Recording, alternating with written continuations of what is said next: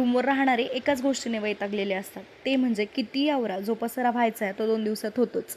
तर hello guys, जय श्रीराम, मी Shreya and welcome to my mini blog. गेल्या 8 दिवसापासून रूमवर एकटीच होते. सो खूप पसारा होत होता आणि हे पण स्वतःचा इतका राग यायला लागला.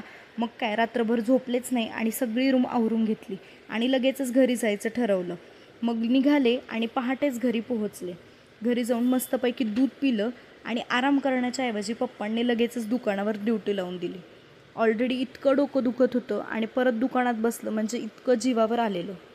त्यानंतर घरी आले, मस्तपैकी असं जेवण केलं आणि ह्या सीझनचे अजून आंबेही खाल्ले नाहीत आणि इकडे पाऊसही यायला सुरुवात झाली. मग मस्तपैकी थंड थंड वातावरणात गरम गरम कॉफी घेतली आणि आम्हा सगळ्यांनाच सध्या सुट्ट्या असल्यामुळे आम्ही सगळे बहीणभाऊ घरी आलेलो होतो. मग इथे प्रत्येकजण आपापल्या कलेचं प्रदर्शन करून दाखवत होता. म्हणजेच प्रत्येकजण एक एक पोळीचा पिझ्झा बनवत होतो. मग त्यानंतर मीही इकडे एक पिझ्झा बनवला. त्यानंतर आज बहिणी घरी आलेली होती, सो तिला भेटले, थोड्या वेळ तिच्यासोबत फोटोज काढले आणि इकडे सिद्धांताचं काय चाललंय बघू शकता. त्यानंतर मस्तपैकी सगळ्यांना जेवायला वाढलं. Thanks for watching, bye.